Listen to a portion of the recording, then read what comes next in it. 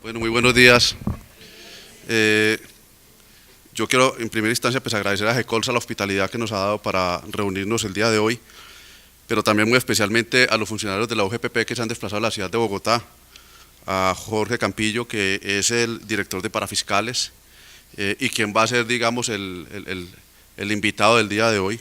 Y él vino acompañado de dos personas más, de Claudia Caicedo. Claudia es subdirectora jurídica de Parafiscales, y de Andrés Acero, que es un profesional especializado de la coordinación de fiscalización.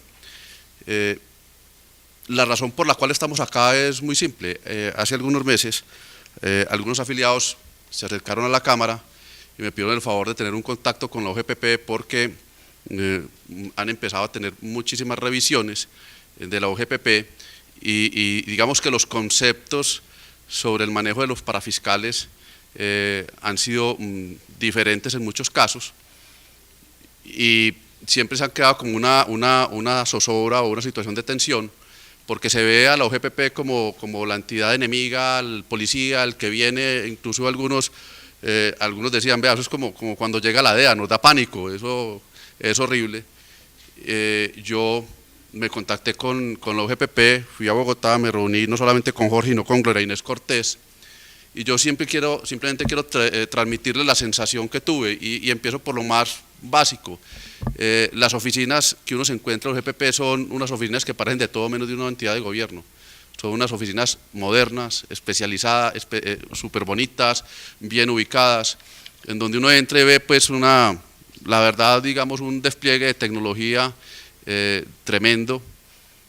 Cuando me reuní con ellos encontré antes que nada unos amigos, personas que estaban allá y que decían, miren, nosotros venimos precisamente a hacer patria, a trabajar en equipo. Yo les pedí, hombre, en vez de sentarnos como mis afiliados que se sienten unos perseguidos, ¿cómo podemos hacer? Dijo, no, aquí en esta oficina usted va a tener unos amigos, unos aliados, nosotros estamos buscando lo mismo que busca el gremio.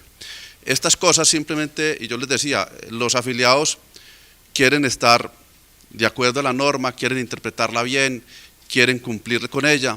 Un poco la dificultad está cuando unos cumplen y los otros no cumplen. Y esa es la función de la OGPP, es buscar que todos los sectores económicos se vayan formalizando y vayan cumpliendo la ley. Gloria Inés me decía algo y me decía, mire, nosotros hemos calculado el costo de la evasión en este país y es la realidad del país. La realidad del país es que hay mucha evasión y hay mucha injusticia. Hay muchísimos trabajadores de todos los sectores económicos que durante mucho tiempo y muchos años han trabajado, pero que no tienen los mínimos derechos que deberían tener por ley. Y eso es muy difícil cuando unos lo hacen y otros no lo hacen, porque no estamos en igualdad de condiciones. Lo que pretende esta unidad es hacer cumplir la norma a todos, y yo pienso que mientras todos cumplamos la norma y todos estemos en igualdad de condiciones, pues la cosa no es tan grave. Ha habido también mucha diferencia de criterios y esa es la razón por la cual están los funcionarios del OGPP acá, y es simplemente contarles cómo están interpretando la ley, cómo se deben hacer las liquidaciones, cómo deben atender los requerimientos. Una de las quejas grandes que ha habido es que quienes han tenido los requerimientos, también los plazos son muy cortos. Tengo entendido que ya los plazos son un poco más largos, al principio eran muy cortos, eso lo están ajustando. Hay que entender algo, la UGPP, Jorge me refrescaba ahora, la UGPP, aunque por ley es más antigua, pero realmente está operando desde el segundo semestre del 2011. Es una empresa relativamente nueva y hablando con ellos nos decía, mire, hemos descubierto muchas cosas. Primero, que muchas personas no interpretan adecuadamente la ley. También vemos que hay vacíos en la ley y aquí tenemos que en conjunto ir construyendo, ir buscando la entidad que nos acabe de llenar los vacíos. Van a encontrar, y seguramente durante la presentación de Jorge, de Claudia y de Andrés, pues van a hacer ustedes muchas preguntas y muchas no van a tener la respuesta concreta porque todavía hay algunos vacíos. Tendremos entonces que hacer la tarea de buscar llenar esos vacíos, buscar la entidad correspondiente para que nos ayude a llenar los vacíos. De manera que espero que le saquen provecho. Está previsto que nos acompañen hasta las 11 de la mañana. Jorge tiene que viajar hacia La Guajira a seguir compromisos de trabajo, de manera que no me quiero demorar más. Quiero dar entonces la bienvenida a Jorge, quien, como lo ha dicho él, es un aliado nuestro, y espero que ahora ustedes lo conozcan lo le puedan sacar mucho provecho, porque Jorge domina mucho el tema y tiene mucha claridad. De manera que, bienvenido, Jorge. Bueno, muchas gracias, doctor, primero que todo por la invitación. Pues venir a Medellín para mí no es nuevo, esta es mi tierra, pero la verdad tengo dos compañeros que, si son de otra parte del país, igual trabajan por los antioqueños como si estuvieran trabajando también por la gente de ellos. Me pregunta de todas maneras aquí Carolina que si es verdad que yo me voy a las 11, que si ellos se quedan, si ellos se van a quedar trabajando con ustedes. El tema es que tenemos un compromiso y vamos a trabajar este compromiso y es el primero que hacemos. Con la Cámara de la Infraestructura, como bien lo decía el doctor, estamos abriendo en este momento un espacio de trabajo, vamos a hallar unos temas en el momento que los tengamos que llevar a unas mesas de trabajo donde debamos aclarar las situaciones que son pertinentes de este sector. Nosotros tenemos que, como él lo decía, reconocer que si bien empezamos en el 2011, en el segundo semestre, para nosotros también hay cosas que realmente nos hemos encontrado con los mismos vacíos normativos con los que ustedes están aplicando la norma. Nosotros al momento de fiscalizar pues los estamos haciendo igual con esos vacíos y tratamos es como de aplicarla de una manera correcta y protegiendo los derechos del trabajador sin violar tampoco todas las normas que rigen las facultades que tienen los aportantes del sistema, que son, en el caso de los empleadores, pues los mismos empleadores del sistema, y en el caso de los independientes, lógicamente, pues cada uno de los independientes que está obligado al sistema. Aquí hay que simplemente partir por algo, y es que si bien nosotros vamos a un tema de aportes a la protección social, mucha gente piensa que la labor nuestra es muy similar a la de la DIAN, pues nosotros vamos a un tema de derechos de la protección social que, si bien es cierto que la DIAN hace algunos recaudos para el fisco nacional, que se ven invertidos en en otro sentido, en infraestructura, en necesidades que tiene el gobierno, esto va directamente a los trabajadores. En el tema de pensiones va directamente a la cuenta de los trabajadores y ese es un deber porque Colombia debe tener en este momento más de 5 millones de pensionados y no llegamos siquiera al 1.200.000. Entonces es un país que básicamente está por debajo de la tasa de retorno que debe tener en el tema de pensión, y en el tema de salud, lógicamente los colombianos que tienen ingresos no están cotizando al sistema. Si bien es cierto que es una norma constitucional el derecho de que el gobierno nacional ampare el derecho a la salud, pues muchas personas con ingresos están dentro del SISBEN y no solamente están haciendo entonces que el SISBEN les esté pagando la salud, sino que están gozando de otros beneficios que tienen las personas que allí estén, como familias en acción o algo que antes les están dando plata. Entonces realmente este es un tema donde esta unidad llega a controlar, a mirar que hay que hacer una gestión y como bien lo decíamos al inicio, entonces lo que nosotros tenemos es una oportunidad muy grande para poder trabajar de la mano con ustedes. No es el interés de la unidad en ningún momento atacar las empresas ni acabar las empresas, el interés es proteger de pronto algunos derechos de los trabajadores y corregir lo que haya que corregir en el tema normativo y en el tema de interpretación. Vamos a mirar unos temas, algunos aspectos relevantes de la unidad, vamos a mirar unas facultades y competencias legales. En este momento estamos trabajando, como también lo decía el doctor, en unas normas en la reforma tributaria para ampliar algunos términos y darle unas garantías mucho más ponderadas al obligado en el sistema de la protección social cuando está en curso en estos procesos. Vamos a ver los procesos de determinación, que es el proceso realmente cuando vamos a las empresas, cuando llegamos a ellas, qué es lo que nosotros hacemos, cómo lo hacemos. En algunos aspectos tenemos que tener entendido que nosotros pedimos una información no porque seamos caprichosos y vamos a mirar cuál es la información que nosotros pedimos y la tenemos que pedir de manera dispendiosa porque tenemos que llegar al detalle. 30.000 pesos mensuales que le falten a un trabajador, mensuales, van a aplicar y van a verse de pronto impactados en el tema de pensiones en 1.300 semanas de cotización cuando esos 30.000 pesos le están faltando. Y así tenemos entonces que seguir con los procesos sancionatorios que tenemos nosotros cuando realmente no se envía la información o no se paga correctamente. Lo vamos a ver con la doctora Claudia también. Vamos a hablar de algunas notificaciones de las actuaciones, cómo las hacemos y cómo las surtimos. Hay que decir que en Medellín tenemos una oficina aquí en el Centro Comercial Punto Clave, en donde las personas se pueden notificar allí, pueden inclusive traer y aportar algunas pruebas en los procesos. Y aquí cabe mencionar, cuando hablo de pruebas, también lo siguiente: yo no puedo nunca hablar mal de los abogados, yo soy abogado y lo tengo que decir con toda franqueza. El tema es que muchos de los empresarios están contratando abogados en las diferentes etapas del proceso cuando el tema netamente es probatorio. Entonces los abogados lo único que están haciendo es aportando las pruebas que no fueron aportadas en los requerimientos que nosotros hicimos y pues los montos lógicamente se están disminuyendo. La intención de la unidad no es cobrar los montos que se entregan en un requerimiento. Muchas veces nosotros sacamos un requerimiento basado en las pruebas que tenemos y en la respuesta al requerimiento el aportante nos está dando otras pruebas que no conocíamos.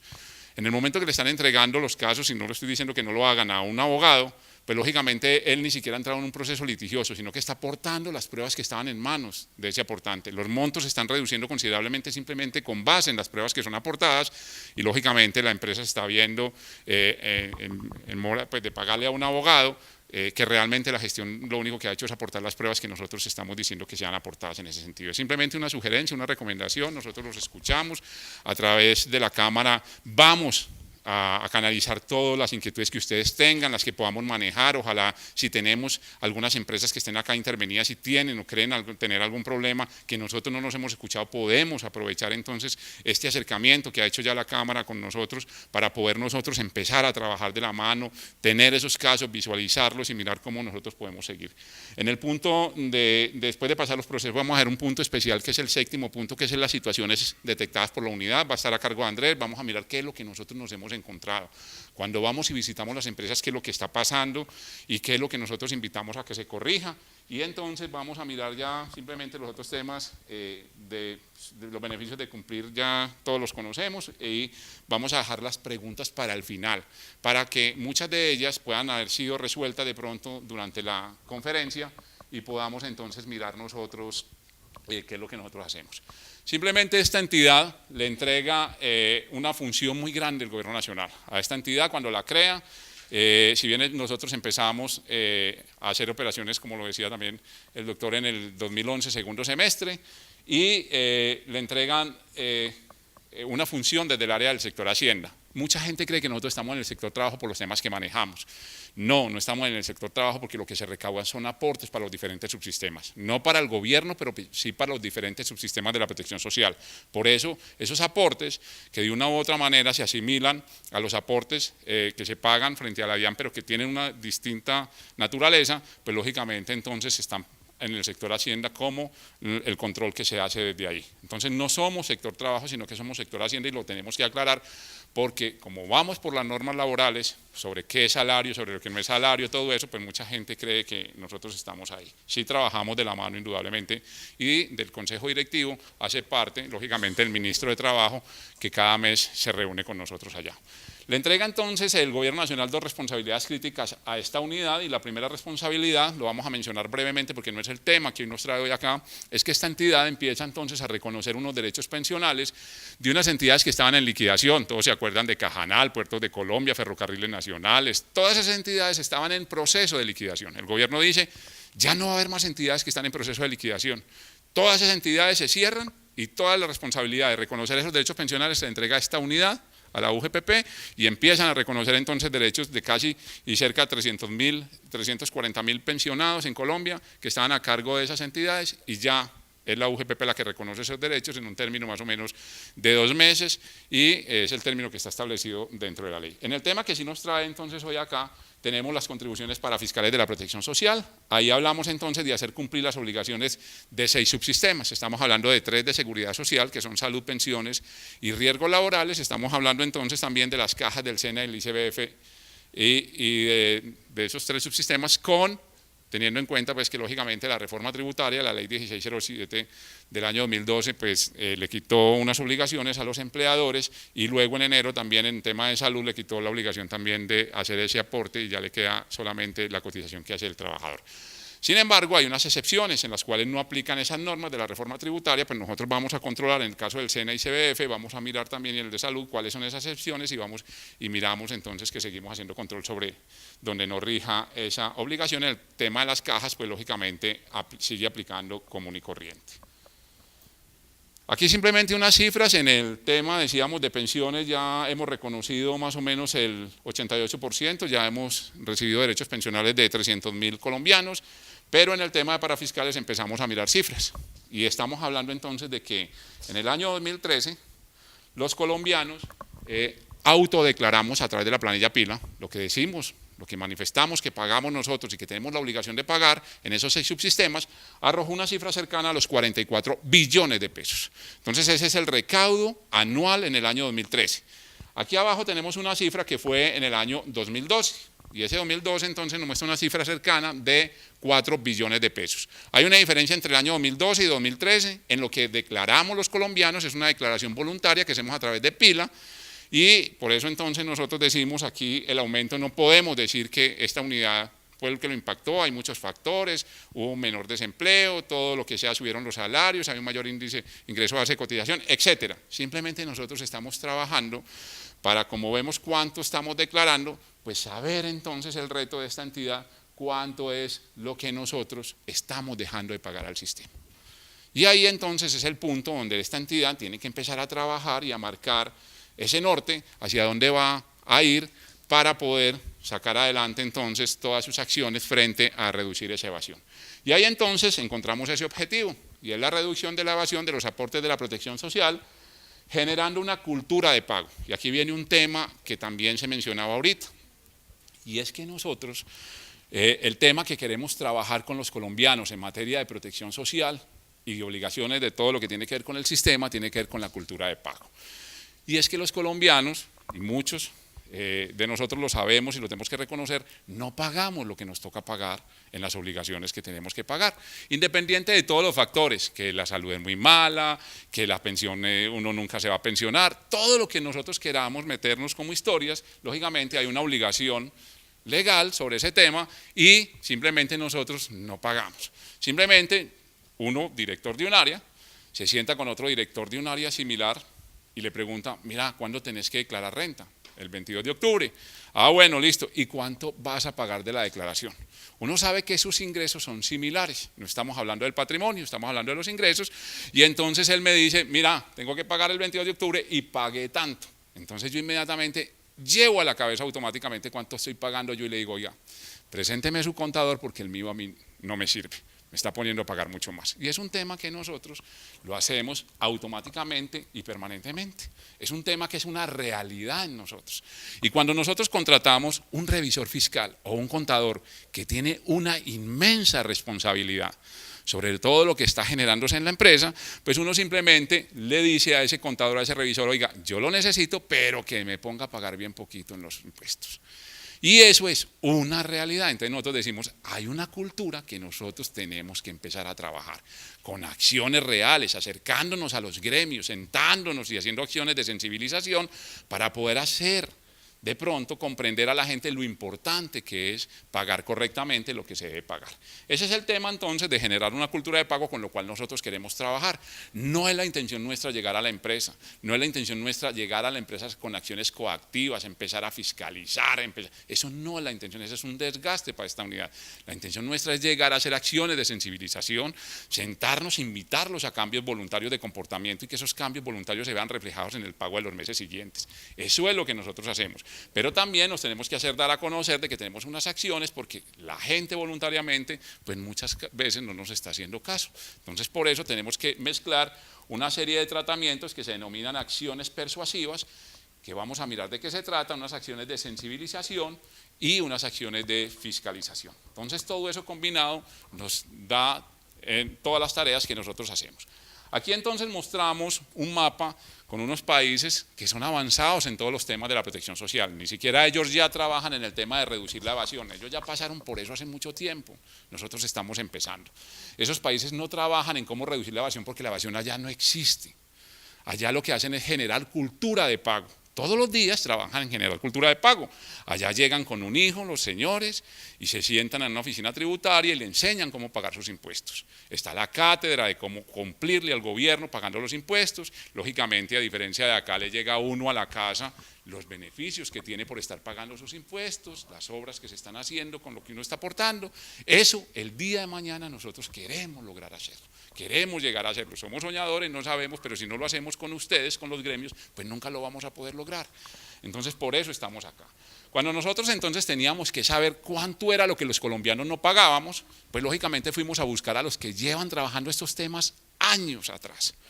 Y empezamos entonces a reunirnos con Suecia, Dinamarca, Noruega, Reino Unido, Estados Unidos, y entonces hicimos lo que en Colombia, en América Latina, en este momento se denomina el primer estudio de estimación de la evasión que hay en Colombia.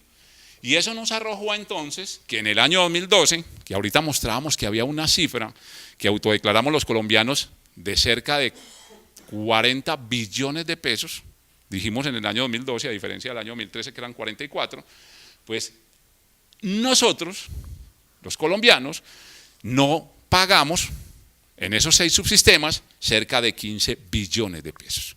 Entonces hay que mirar dónde están esos 15 billones de pesos, qué es lo que está pasando, y eso fue lo que nos mostró ese estudio. Ese estudio está publicado, ese estudio lo hemos trabajado ya nosotros en varios sectores del país para mirar entonces qué es lo que nos está mostrando ese estudio, cuáles son los sectores donde es más propenso a evadir, qué regiones también están siendo más evasoras en el sistema, quiénes estamos siendo más evasores, y ese estudio lógicamente entonces lo teníamos que complementar por qué los colombianos estamos evadiendo. Y entonces había una serie de hipótesis de que los colombianos simplemente pagamos salud porque la necesitamos día a día y que entonces la pensión no nos interesa, que el día de mañana yo puedo llegar a tener una tercera edad y entonces hacerme a un apartamento y arrendarlo y vivir de eso. Y todas las hipótesis que hay nosotros las queríamos convertir en realidades. Y empezamos a mirar y entonces a qué es lo que está pasando en el sistema y qué es lo que nos mostraba entonces por qué los colombianos estamos evadiendo, cuáles son esas causas de la evasión. Y encontramos que es que el independiente, su carga la tiene toda él. Él paga todo completico, el 12.5 de pensiones, paga el 16 de salud, cuando tiene que pagar riesgos es él el que lo tiene que pagar dependiendo de la actividad que realiza. Y empieza entonces uno a mirar que aquí está faltando algo. Y los empleadores entonces le ayudan a pagar a sus empleados parte de esa obligación en temas de seguridad social. Y empezamos a mirar entonces que hay brechas y que hay que mirar cómo lo vamos a hacer. Y empezamos entonces también a mirar que los independientes tienen que pagar de manera anticipada en el sistema. Pero si yo tengo que pagar sobre unos ingresos, así me dice la ley, que yo voy a obtener en un mes, porque pago mes a mes lo que es salud, pensiones, riesgos, y los independientes no pagan lo demás, entonces en ese tema yo no sé cuánto me voy a ganar y estoy pagando de manera anticipada. Entonces está pasando algo acá y viene una unidad entonces que encuentra todo esto y dice, oiga señores, gobierno, sentémonos y articulemos acciones con el Ministerio de Trabajo, con el Ministerio de Salud, con el Ministerio de Hacienda y miremos qué es lo que está pasando y cómo poder regular y saber que estamos viviendo con una realidad. Y si yo además a eso le sumo que tengo una planilla electrónica para pagar los aportes al sistema, pues pareciera entonces que la evasión de 15 billones de pesos es muy poca. Porque ¿qué pasa entonces donde no hay internet? ¿Cómo paga la gente? Y entonces nos empezamos nosotros a encontrar que el sistema tiene que empezar a eliminar barreras para trabajar en hacer fácil cumplir. Porque muchos de los temas de evasión no es porque la gente quiera, sino porque es muy difícil cumplir. Cuando yo voy a hacer una corrección porque me equivoqué, pues tengo que hacerlo periodo por periodo y trabajador por trabajador, y eso hace muy dispendioso el sistema.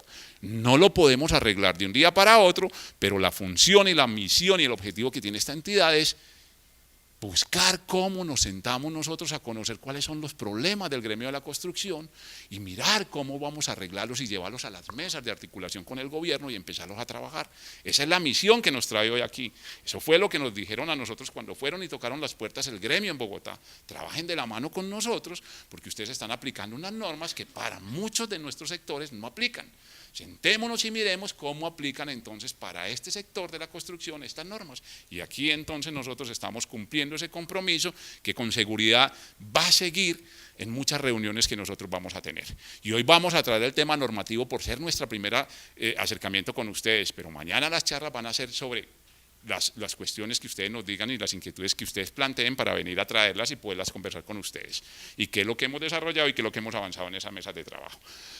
Entonces simplemente nosotros, para poder atacar y saber dónde están esos 15 billones de pesos que no le estamos pagando al sistema, nos sentamos con el Consejo Directivo que como decimos se reúne cada mes y del cual hace parte entonces el Ministro de Trabajo, el Ministro de Hacienda, el Director de la DIAN, el Director de Regulación Económica, todos los jueves del último del último mes nos sentamos con ellos entonces y miramos cómo vamos a trabajar en estas acciones.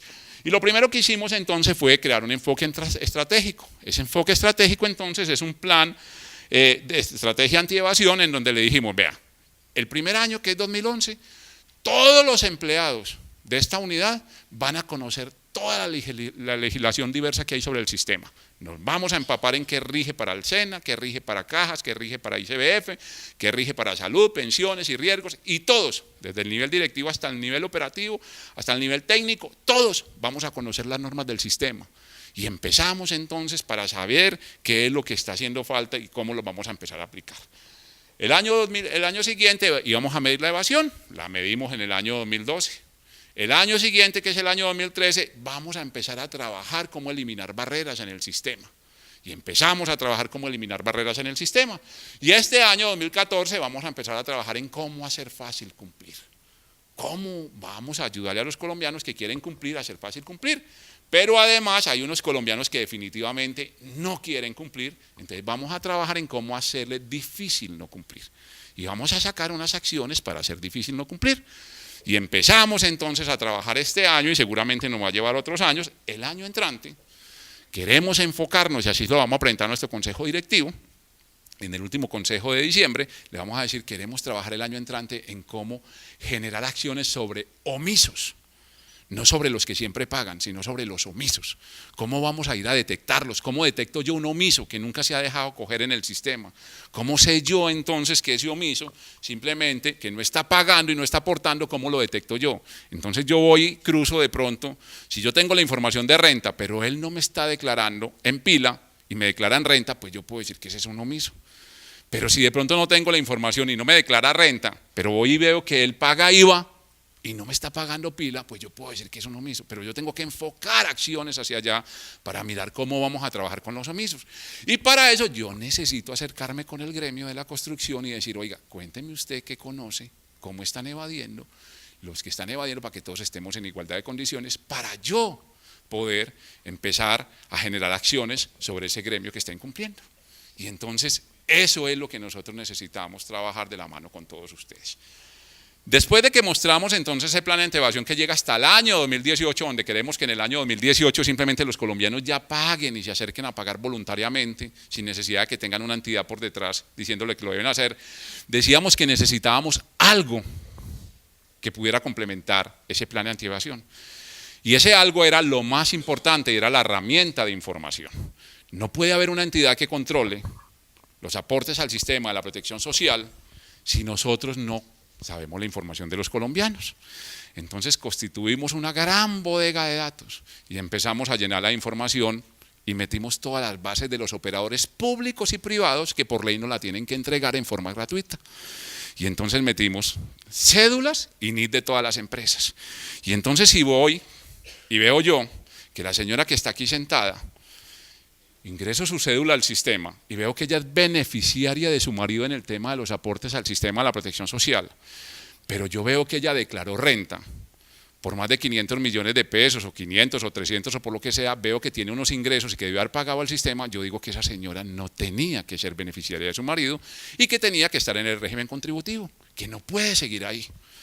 Pero como esto es un proceso serio, responsable y que tiene todos los mecanismos y medios de defensa, yo tengo que ser mucho más seguro de lo que estoy haciendo y voy y simplemente miro en qué anda la señora para trasladarse de su oficina o a dónde va, o a su casa o al mercado.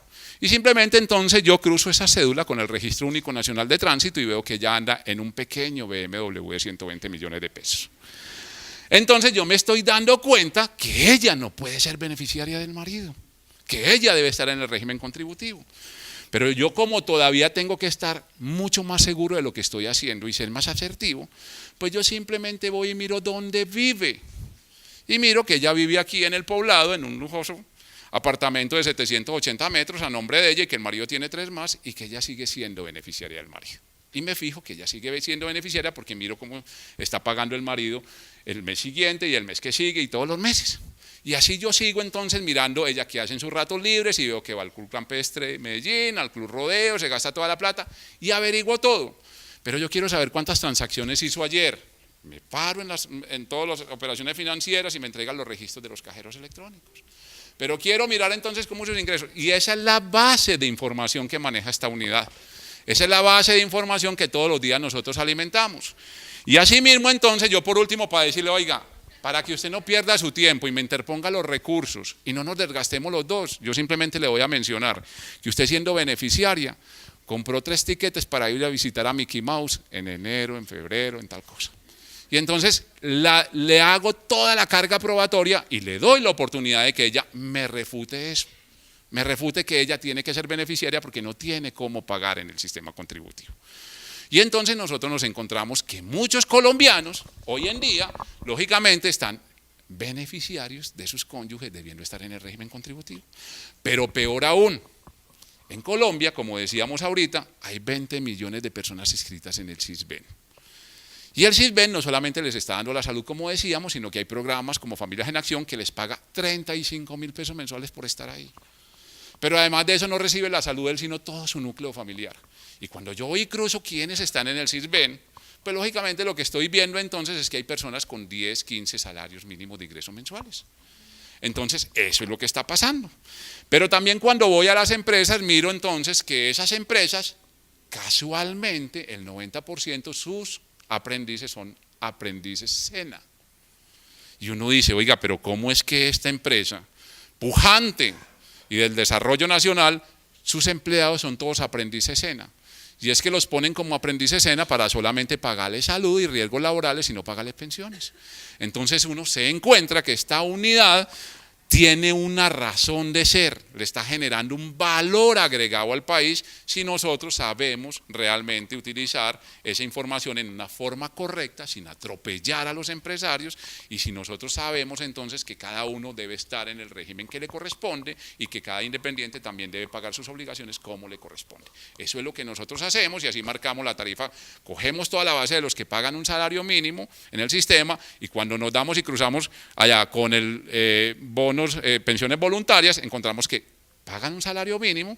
La ley les dice que pueden pagar para estar en pensiones voluntarias o en medicina prepagada, simplemente tienen que pagar por un salario mínimo, pero están pagando hasta 10 salarios mínimos de pensiones voluntarias. Pero entonces, ¿cómo le están pagando al gobierno nacional por un salario mínimo en el POS? ¿Qué es lo que está pasando? Ah, no, que es que yo nunca lo utilizo. No, pueden haber miles de razones, pero el tema es que la obligación legal es esa.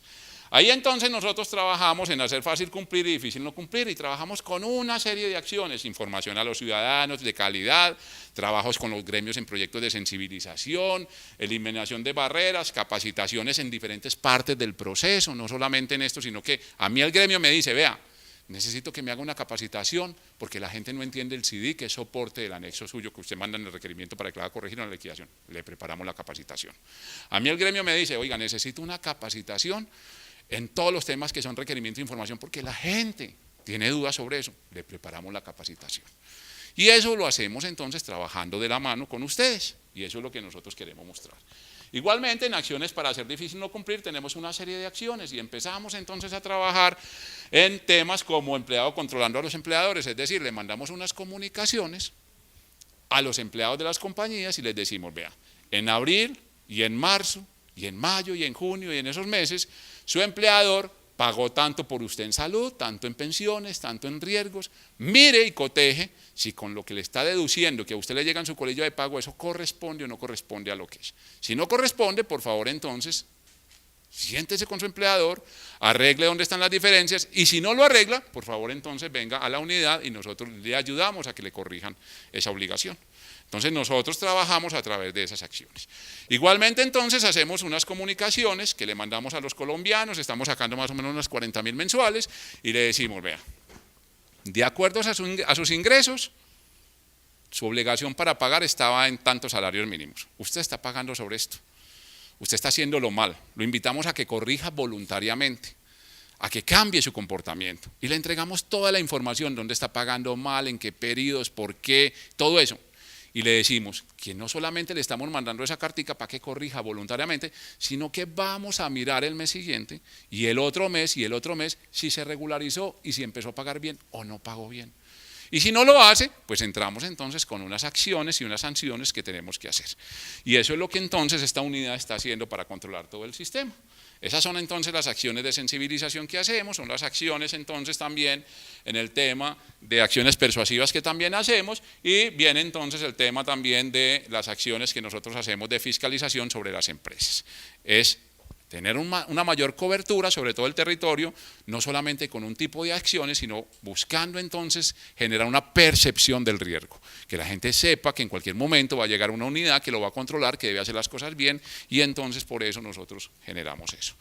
Ese es el tema. Ya hoy, simplemente como logros y resultados, estamos en el 99% del territorio nacional, ya hemos llegado entonces a 30 de los 32 departamentos. También atendemos denuncias, muchos de esos departamentos y poblaciones han sido atendidas a través de denuncias. Simplemente algunos hechos para personas que están acá y responsabilidades que nos enfrentamos nosotros frente al sistema. Nosotros en la práctica nos encontramos con casos como este.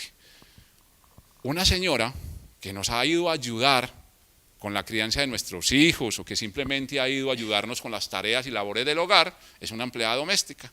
Y esa señora que nos ha ayudado con eso, o una niñera, simplemente nunca se afilió, nunca se quiso salir del Sisbén, y yo simplemente la dejé ahí metida. Hoy en día nosotros nos encontramos con la obligación de que ese empleador que no le está pagando y no le está aportando, cuando esa señora se retira y termina esa relación que había de tanta amistad, va y le dice, oiga, yo necesito mi pensión porque ya estoy cansada, estoy agotada y no quiero trabajar más. Eso le está costando a la persona que no pagó esa pensión hasta 180 millones de pesos colombianos. Eso nos toca llamar a nosotros, a la empleadora, a ese empleador, y decirle, oiga, ¿usted conoce a Esperancita? Sí, muy linda, muy querida, muy de todo, usted le ve 180 millones de pesos, qué pena con usted, usted le tiene que pagar, o si no nosotros tenemos que tomar medidas para que le pague. Y terminamos embargando el patrimonio de los colombianos. Eso simplemente es un descuido de lo que está pasando con nosotros en un tema de tanta responsabilidad como pagar la seguridad social. Ese es un mensaje que nosotros les queremos decir, es un mensaje que lo vivimos a diario, nosotros nunca, quizá nos damos cuenta de eso. Nosotros estamos diciéndole a los colombianos y a los trabajadores que tienen que ser responsables de la información, del pago de los aportes de sus empleados y de los que hagan ellos mismos en el sistema de la protección social, porque así como cuando yo me paro frente a un cajero y retiro mi colilla de que retiré plata y miro cuánto me quedó en el saldo, yo tengo que mirar día a día cuántas semanas tengo. Porque como les decíamos que este es un país que ni siquiera tiene el 10% de la gente que tiene que estar pensionada. Y el negocio es simplemente darle una pensión sustitutiva, que es devolverle lo que usted ahorró, y no decirle ni darle ánimos para que usted alcance a pensionarse, para que usted tenga una vejez digna.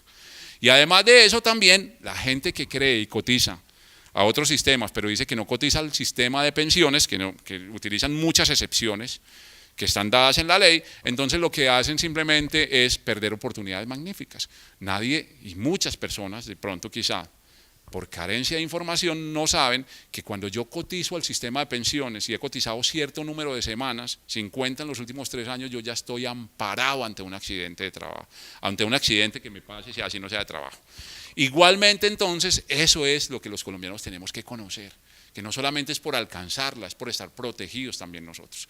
Los voy a dejar entonces con la doctora Claudia. Agradezco mucho la oportunidad que ustedes me han brindado. Nosotros somos y queremos acercarnos a través del gremio a todos ustedes. Vamos a trabajar con todo lo que ustedes requieran para estos temas, y muchas gracias nuevamente por esta invitación. Vamos a ver entonces el proceso para que empecemos a mirar cómo vamos desarrollando nosotros nuestras acciones en materia de fiscalización. Buenos días. Bueno, vamos a hablar ahora de un tema jurídico. Vamos a ver las disposiciones que regulan nuestras competencias, por medio de las cuales entonces ejercemos los procesos de fiscalización que hoy adelantamos con los aportantes, y adicionalmente hacer un recorderis de la norma que fue la norma que nos creó y que nos instituyó como entidad del Estado. Entonces, vamos a revisar las siguientes disposiciones. Vamos a revisar la ley 1151 del 2007, el decreto ley 169 del 2008, la ley 1607 del 2012, que fue la última reforma tributaria, y finalmente el decreto 575 del 2013. Empezamos entonces con la Ley 1151 del 2007, que fue la ley por medio de la cual se expidió el Plan Nacional de Desarrollo durante el periodo 2006 a 2010, y esa disposición, esa ley en su artículo 156, entonces crea la Unidad Administrativa Especial de Gestión Pensional y Contribuciones para Fiscales de la Protección Social, y la crea como una entidad adscrita al Ministerio de Hacienda y Crédito Público. Entonces de ahí derivamos el carácter, digamos, de administración tributaria que nos embiste. Ese es el criterio, sin por supuesto dejar al margen el tema del desarrollo laboral y de las normas laborales, en las cuales obviamente tenemos que estar inmiscuidos para el desarrollo de nuestros procesos y que por supuesto acatamos y respetamos con ese criterio. Les decía entonces que somos adscritos al Ministerio de Hacienda y Crédito Público, tenemos personería jurídica, autonomía administrativa y patrimonio independiente, y así fuimos creados, y dentro de esa norma de creación entonces nos dieron dos grandes misiones: por una parte el reconocimiento de los derechos pensionales, como lo advirtió el doctor, y por otra parte este tema, que es el tema de adelantar las labores de seguimiento, colaboración y determinación de la adecuada, completa y oportuna liquidación y pago de las contribuciones para fiscales. Frente a este tema, de esta segunda misión que nos otorga entonces el legislador, podemos recibir los hallazgos de quienes administran la información de las contribuciones para fiscales del sistema, obviamente en procura de adelantar nuestra actividad y nuestra tarea de hacer el seguimiento para verificar el pago correcto de las contribuciones. Pero no solamente entonces podemos recibir la información, sino que adicionalmente podemos solicitar esa información a todos los actores que intervienen en el sistema de la protección social y que obviamente poseen la información relativa al tema. En esta ley 1151 entonces nos dieron adicionalmente de esta misión pues las funciones para adelantar esta tarea, y dentro de esas funciones adelantamos procesos de determinación y cobro de las contribuciones para fiscales, pero en su momento cuando sale la ley 1151 del 2007 pues estaban las administradoras del sistema ejerciendo esa actividad. Y algunas administradoras de carácter público, por supuesto, ejercían la actividad de acciones persuasivas y logrando inclusive el proceso de determinación, fiscalización y cobro de las contribuciones, porque tienen esas facultades que les son propias, mientras que las administradoras privadas ejercían las acciones persuasivas y remitían esos hallazgos a la unidad para que sea la unidad quien adelante finalmente ese proceso de determinación a los aportantes. Entonces teníamos unas competencias, por decirlo de alguna manera, compartidas con las administradoras cuando salimos en el escenario jurídico como entidad. Esas competencias hoy por supuesto fueron modificadas con la expedición de la ley 1607, como lo veremos a continuación. Pero volviendo al punto del artículo 156 y de las competencias, adicionalmente ahí señala que esos procesos de determinación van a ser adelantados con fundamento y por remisión expresa con las normas del Estatuto Tributario. Entonces nos remite al procedimiento, al libro quinto del Estatuto Tributario. En los títulos primero, cuarto, quinto y sexto debemos aplicar entonces esas disposiciones en lo que por supuesto nos sea pertinente. Allí encuentran ustedes el proceso de determinación y discusión que adelanta la Administración Tributaria, la DIAN, y que por supuesto nosotros debemos atender por remisión de estas disposiciones. Obviamente con la expedición de la ley 1607 salen unas normas especiales que nos amparan directamente a la unidad y que en lo pertinente entonces nos vamos a remitir a estas disposiciones. Finalmente también ahí nos dice que cuál es la tasa de interés moratorio aplicable para efecto del pago extemporáneo de los aportes, y nos remite igualmente a la tasa que se liquida para efectos tributarios, que es la tasa de usura certificada por la Superintendencia Financiera. En esta disposición se le otorga unas facultades especiales al presidente de la República para que expida decretos con fuerza de ley, en virtud de lo dispuesto en el numeral 10 del artículo 150 de la Constitución Política, y en ejercicio de esas facultades extraordinarias, entonces se expide el decreto ley 169 del 2008. Y en este decreto ley 169 nos da amplias facultades de fiscalización a la unidad para adelantar nuestros procesos de investigación, y entonces nos permite con estas facultades pues realizar las investigaciones que hoy venimos adelantando y que desde ese entonces por supuesto estamos adelantando. ¿Cuáles son esas facultades? Lo primero es que podemos solicitar información relevante que tengan las diferentes entidades administradoras y órganos de vigilancia y control del sistema de la protección social. O sea, no tenemos ningún impedimento para requerir la información correspondiente frente al tema de las contribuciones para fiscales. Pero no solamente a quienes administran, sino directamente a los aportantes, a los afiliados o a los beneficiarios del sistema. Vamos a poderles solicitar las explicaciones que estimemos necesarias sobre las inconsistencias en la información relativa a sus obligaciones en materia de contribuciones para fiscales. Podemos realizar cruces de información con las autoridades tributarias, pero no solamente con las autoridades tributarias, sino con las instituciones financieras y cualquier otra entidad que administre cualquier tipo de información, como lo veíamos ahorita con el doctor, o sea que tenemos esa posibilidad de obtener información de los aportantes y hacer una gran base de información para determinar que efectivamente estén inscritos o afiliados en el sistema que les corresponde y por supuesto que estén pagando en debida forma sus contribuciones.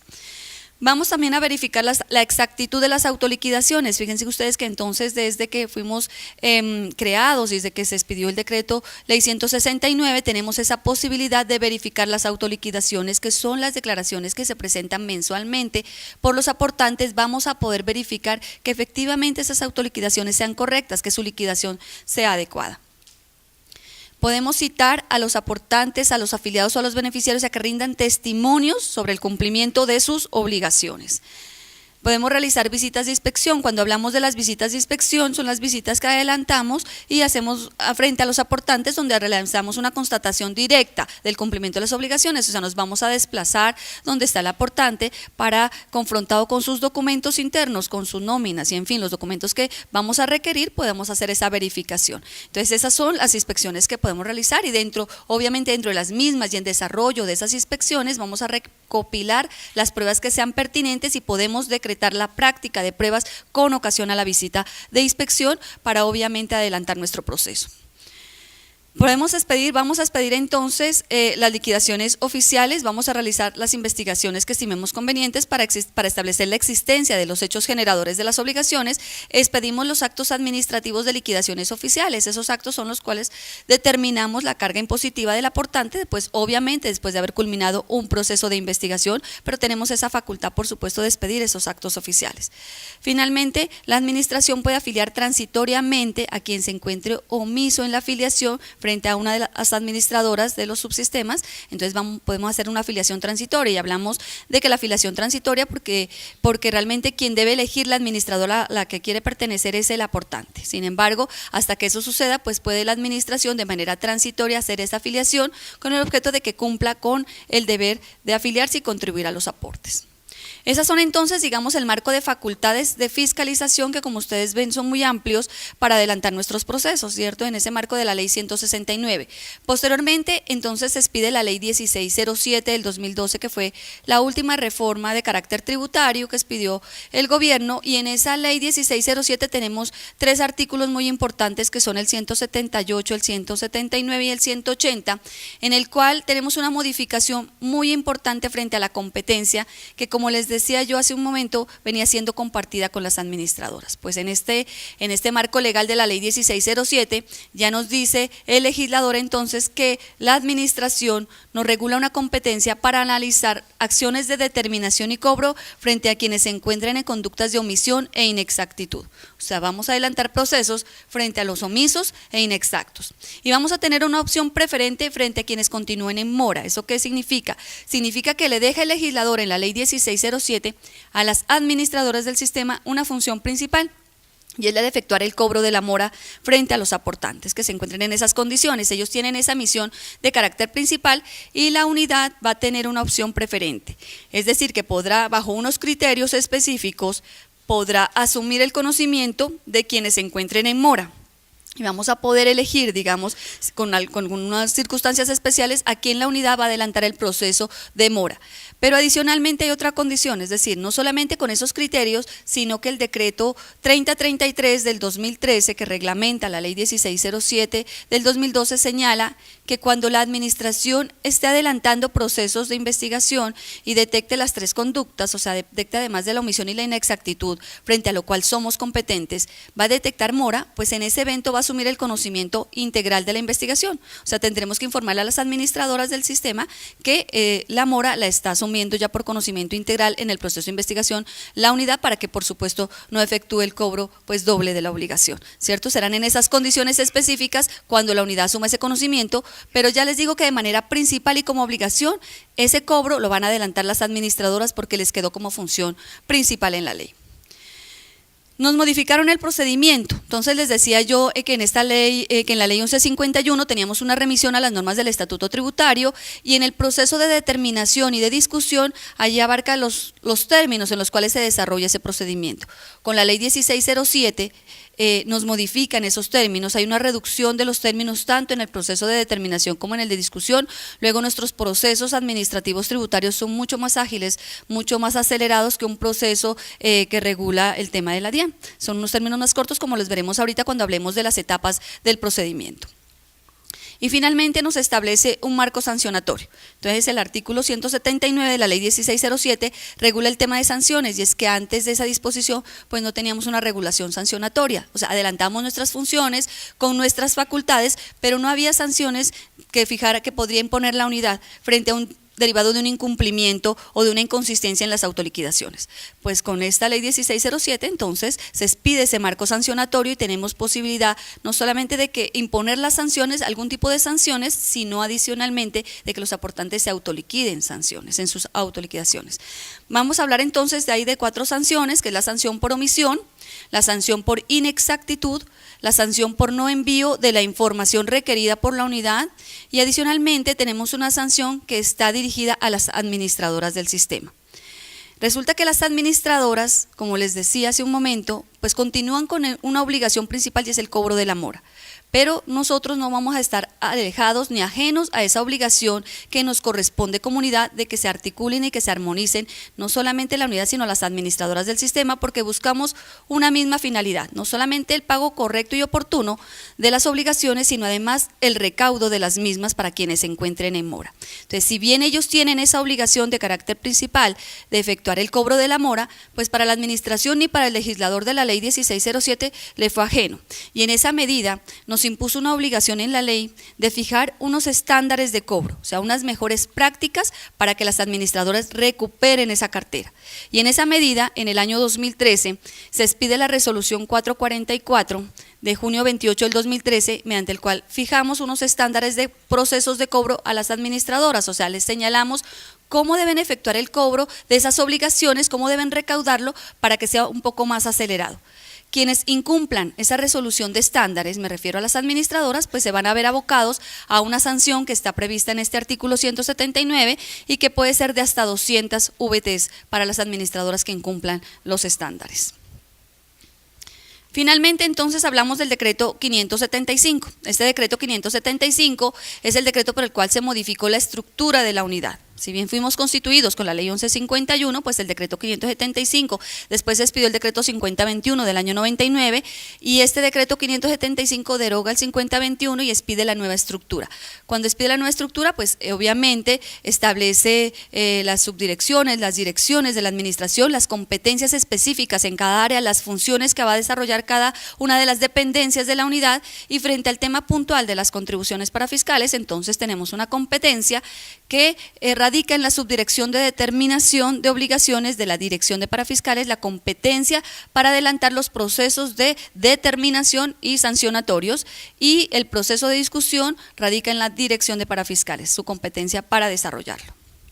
Estas son entonces pues las disposiciones que como ven ustedes permiten desarrollar nuestros procesos, enmarcan nuestra competencia y que son las que estamos ejerciendo desde ese entonces. Vamos a ver ahora en los procesos, efectivamente cómo desarrollamos nuestros procesos tanto de determinación, discusión y sancionatorios para que puedan advertir desde el inicio cómo arranca un proceso en nuestra unidad y cómo finaliza. Y pues obviamente con cada una de las etapas del mismo y con las garantías que cada proceso debe tener frente al administrado. Entonces empezamos mostrándoles como una gráfica de las etapas del proceso en todas sus instancias desde que iniciamos con el requerimiento de información hasta potencialmente terminar con el proceso de cobro de la obligación que ha sido determinada por la unidad. Cuando hablamos entonces de cómo iniciamos nuestros procesos y de las múltiples fuentes de información que tenemos, pues efectivamente hay varias posibilidades de que nosotros iniciemos unos procesos de investigación derivados precisamente de las fuentes de información que nos han llegado y que hemos podido recopilar.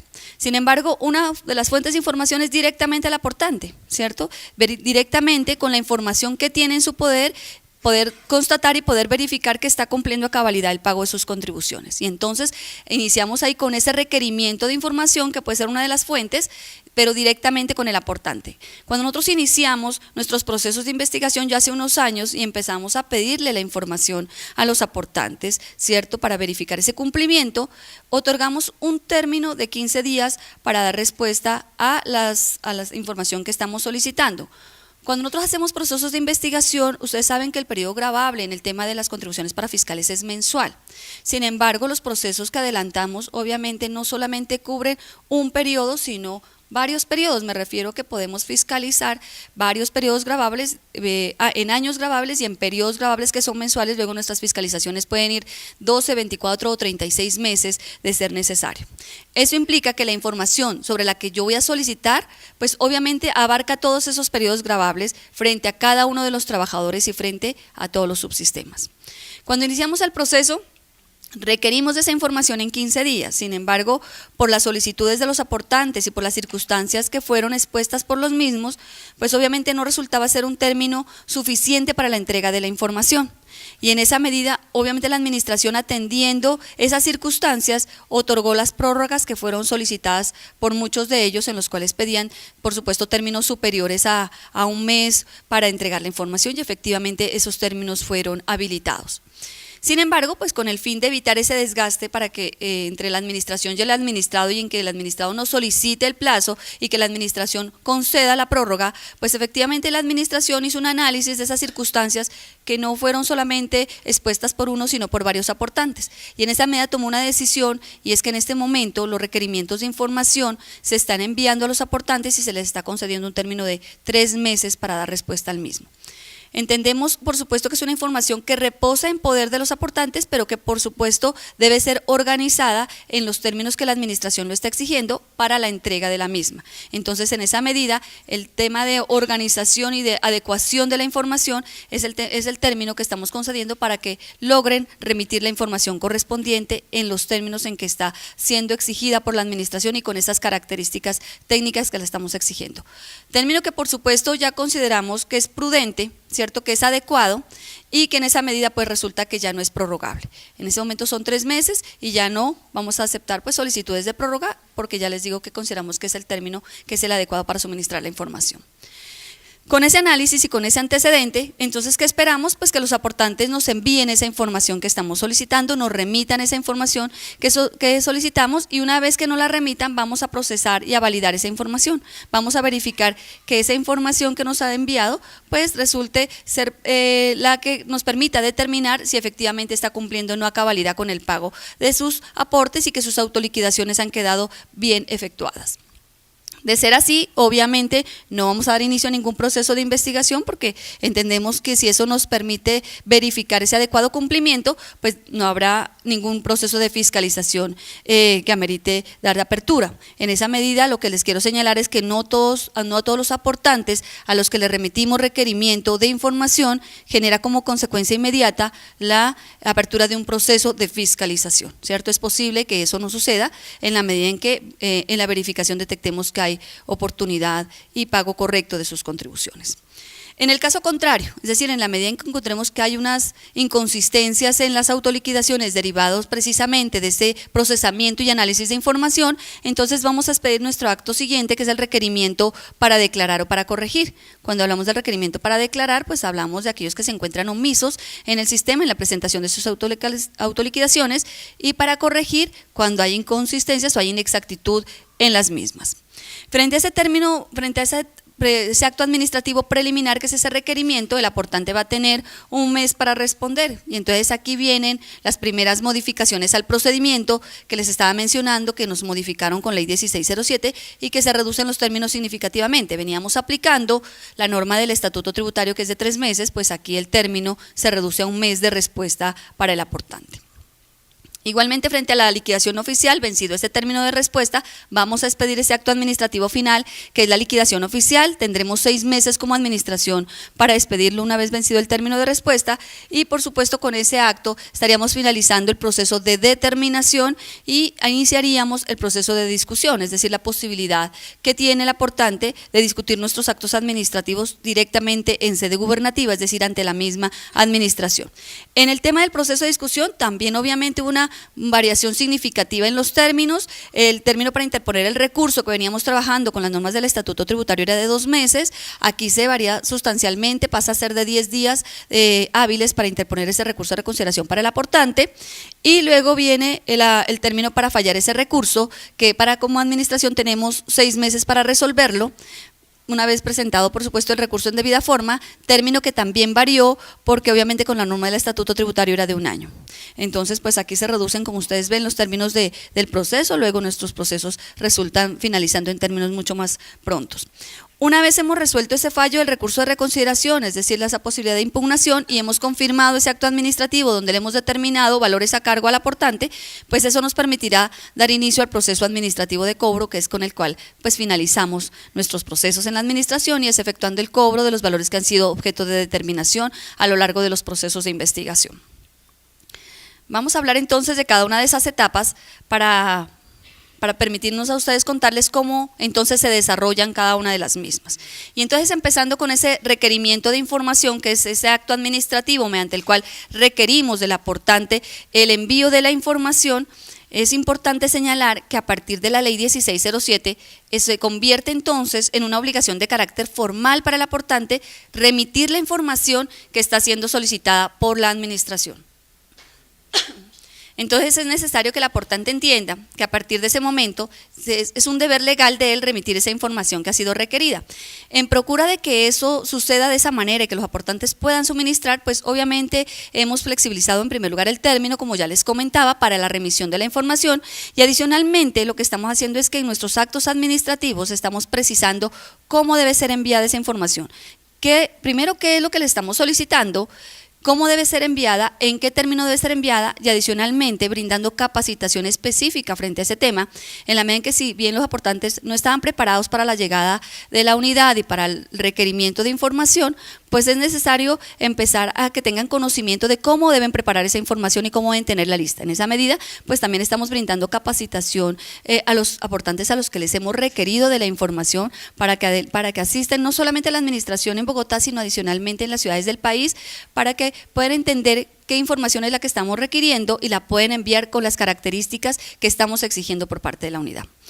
¿Qué contiene entonces este acto administrativo en la medida en que queremos que sea muy entendible para nuestro aportante? La presentación de quiénes somos, pues obviamente con las facultades que nos son propias para requerir esa información, los periodos que estamos requiriendo en investigación, o sea, los periodos que vamos a entrar en principio a fiscalizar, que ya les digo que pueden ser 12, 24, en fin, o 36 meses que estamos fiscalizando. La información solicitada al aportante organizada en numerales, vamos a precisarle en ese acto administrativo qué es lo que le estamos requiriendo de manera organizada, el plazo en el cual debe ser entregada a la unidad esa información con las características y la completitud que es requerida, o sea, la forma como deben enviarla, la descripción de las consecuencias de no enviar información, y entonces aquí aparece nuestra primera conducta sancionable, y como les decía, que a partir de la ley 1607 esto se convierte en un deber formal del aportante remitir la información, pues un no envío genera precisamente esta conducta que el legislador establece en el artículo 179 y que es la sanción por no remitir la información que ha sido requerida por la unidad. Las instrucciones para el aportante sobre el envío de la información, eso significa que nuestros requerimientos de información van anexo un instructivo que le permite al aportante con claridad determinar cómo debe enviar la información. Entonces, ¿qué debe hacer ese aportante que recibe ese requerimiento de información? Lo primero que va a hacer ese aportante, obviamente, es dar respuesta a la administración dentro del término legal correspondiente, obviamente, y enviando la información requerida con esas características y especificaciones técnicas que le estamos exigiendo. Porque las consecuencias de no hacerlo, entonces, es esta sanción, que es una sanción pecuniaria que establece el artículo 179 y que corresponde a que si yo incumplo ese deber de enviar esa información, me genera una sanción de 5 5 VTs por cada día de retraso en la entrega. Si a mí se me venció el término de 3 meses que me dio la administración para no enviarlo, pues a partir del día siguiente estoy incurriendo en la conducta sancionable si no le he remitido la información.